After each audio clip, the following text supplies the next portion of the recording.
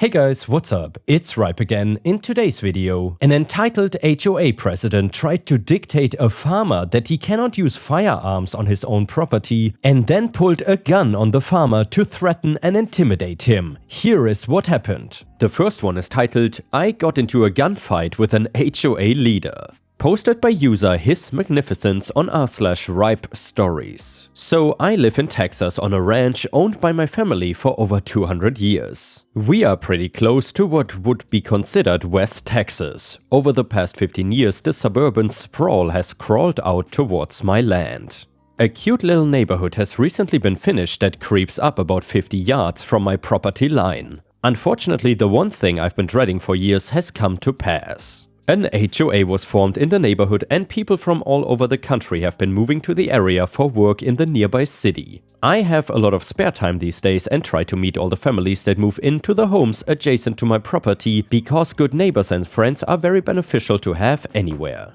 In the space between the homes and my property line, the HOA developed some of the land into a pleasant little park area where children can play. The neighborhood had been mostly filled for around 2 months before trouble started. One of the duties I gave to myself on my ranch is to go around the property and hunt snakes. The Texas cottonmouth is a very dangerous snake, and due to several ponds and tanks I have throughout the land to water the livestock, I provide a good environment for the snakes. The cottonmouths are not the only snakes I try to eliminate, but they are the ones pertinent to this story. 9 months or so back from the time of writing this story, I was riding one of my horses along the property line next to the neighborhood with a couple of my dogs hunting for snakes. A bunch of children were playing out in the park and saw me on horseback, walking along the fence, and ran up to say hello and see the horse up close. The fence is just a barbed wire fence, so they were able to reach through and pet the horse with my permission and their parents' supervision. I recognized all but 2 of the children's, as once I had met before when their families moved in, and I spoke with their parents periodically, just making small talk as I patrolled the fence line. I introduced myself to the 2 unfamiliar children who seemed a bit nervous about approaching my horse. After a moment, they gathered the courage to walk up and touch the horse's side. When they did this, there was an immediate shout from a woman who made it abundantly clear that she was their mother. The woman ran up and pulled her children back and shot me a glare. "You need to not let your filthy animals near our children. What if they get sick?" I was shocked not only that this lady had badmouthed my horse, but because she would snap at someone so suddenly like that. I put it behind me though immediately and introduced myself and told her, "I'm sorry, none of the other parents were ever upset at me introducing my horses to the children before. I should have asked you first though."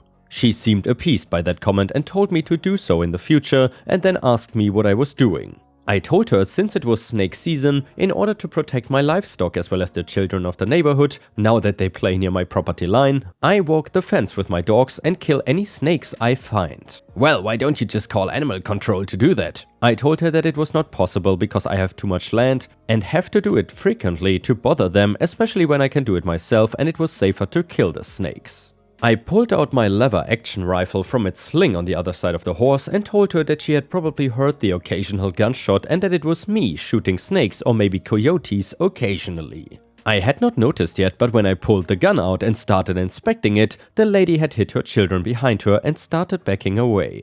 I recognized that the situation was becoming awkward, so I decided to say my goodbyes and go on my way. Little did I know that this was going to lead to a very dangerous situation later down the line.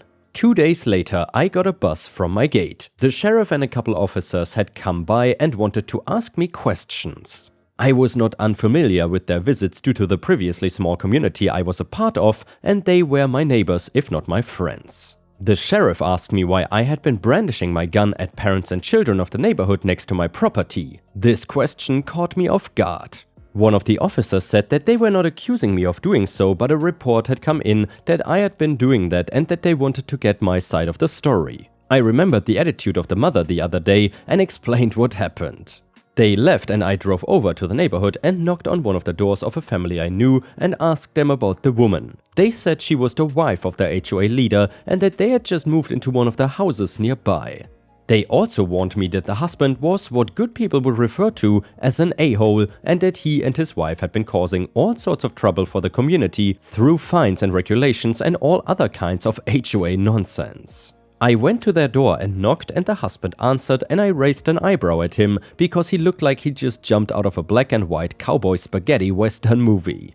I shall refer to him as Jesse. Jesse asked me what I needed, and I told him I was the owner of the ranch outside the neighborhood and that I just wanted to apologize to his wife for scaring her the other day. His attitude changed immediately and he took on a haughty air and told me, "Thanks partner, but you don't need to do that. Please just keep your guns away from the neighborhood because it was against HOA policy to carry guns openly." I told him that I had been on my property the whole time and that even then, since I was not part of the HOA, I was not bound by their rules. To which he replied, "Well, just know that if you go around pointing guns at people, don't be surprised when they draw on you too." Major red flag that this man was either crazy, LARPing, or just stupid. Several weeks later, I got a call from one of the families in the neighborhood that their son had been playing with some of the other children and had seen a snake sitting on a rock on the edge of the playfield in the neighborhood itself. I told them I would check it out and went over there with my rifle, and sure enough there was a large cottonmouth sunning on the rocks.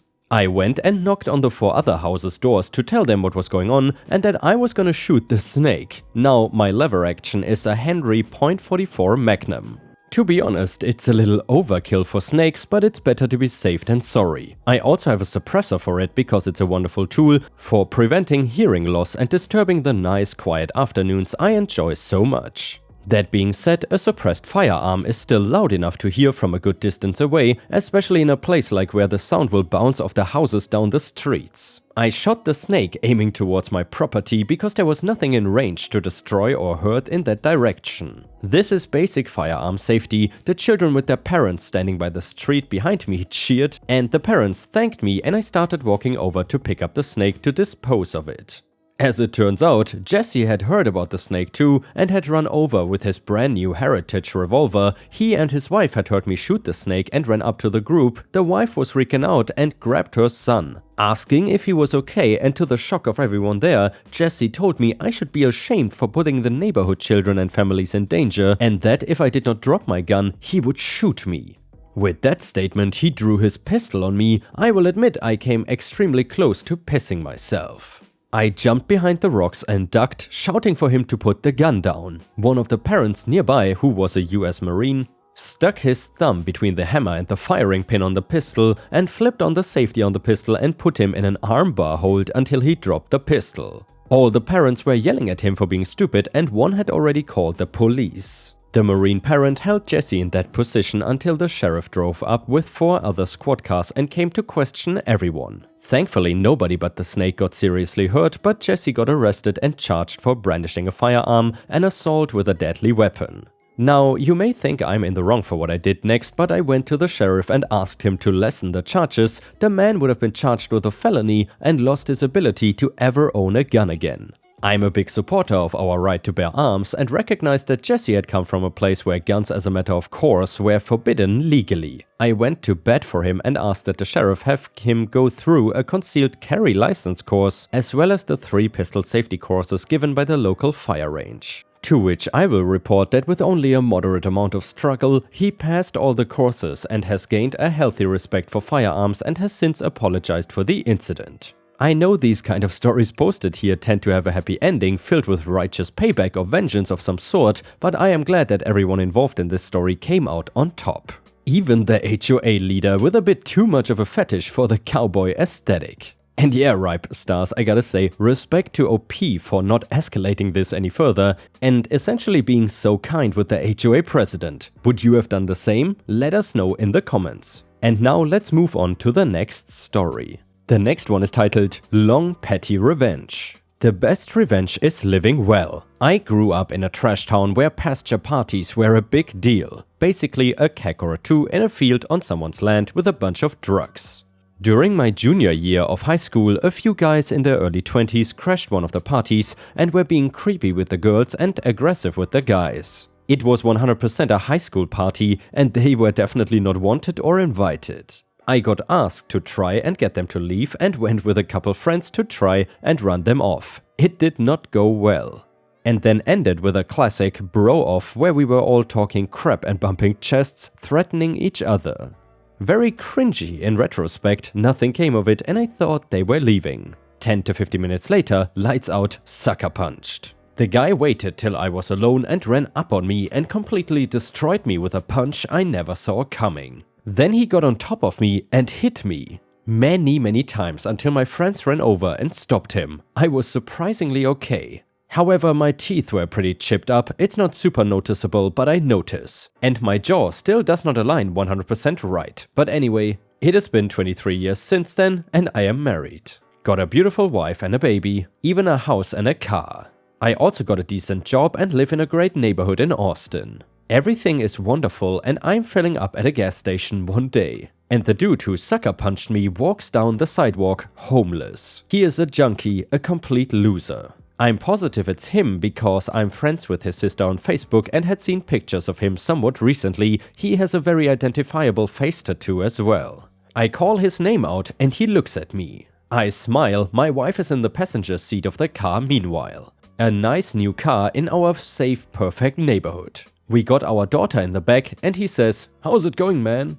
Been a while. He recognizes me, looks at me like I'm an alien from another planet. Literally a ghost from a different lifetime, says nothing. I smile though, a genuine warm smile. See ya, be well, get into my car and drive home. The best revenge truly is living well. And the next one is titled Revenge on Terrible Boss. I had a job working warehouse and delivery for a store. The entire corporate structure was built on treating people below you like crap and that was passed down through every level. Managers would just bark orders and complain for any reason they could think of. They paid about 25 cents over minimum wage and the bosses drove BMWs and Mercedes. The big boss lived in an $8 million house. Our store was the freight hub for 4 others in the little chain, so we got to know the drivers from the other stores well as they were always coming to load freight or even drop stuff off.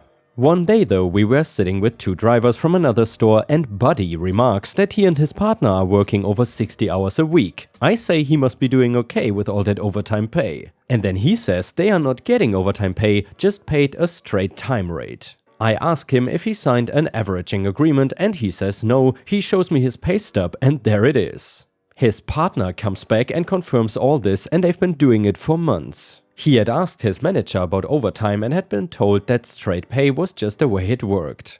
I tell them that's illegal and urge them to take it to labor relations. They are reluctant to rock the boat, figuring they'll be fired. I also drop it and we never got any overtime.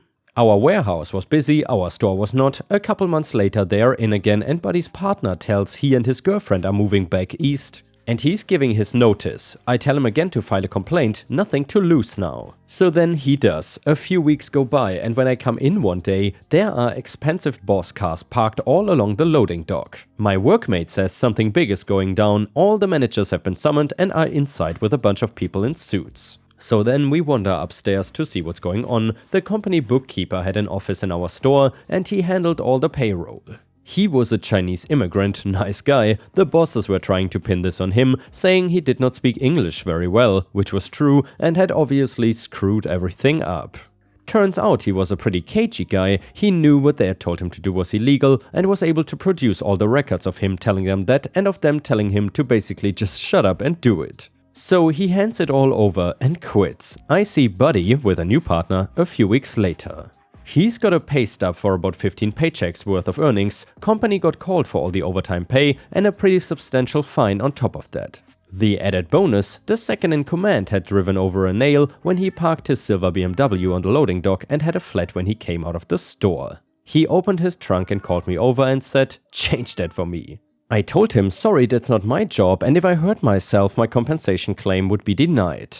As he went in to call a tow truck, I stood on the loading dock and gazed upon all the havoc I had wrought, and my heart was glad. The next one is titled Revenge on X. After 5 years of marriage and endless false promises, I finally get my personal revenge. My ex-husband, 32, and I, 33, got married in 2017 after 1 year of long-distance relationship between the United States and Germany. We settled the deal, got married in the US, and he wanted me to live with him in the good old US of A because he did not want to learn another language. To make things easier, he moved in with me in Germany for a job I helped him to get, so we would have time to finalize my plans for immigration and immigration. Now, my ex did not even got started to gather all required documents for himself to be my sponsor. Said and done, I had all documents well sorted out, cancelled all my contracts, sold my belongings, and sent large parts of my things to the US and said goodbye to my lovely home, friends and family. Little did I know, my ex-husband did not do a single bit of research or even did his part for my immigration process, and I was not able to set foot on the plane that would bring me to my new home. Long story short, he left to the US without me and I was homeless with a suitcase and 2 cats. He continued to let me on with promises to come and get me. Meanwhile, he started a polyamorous affair.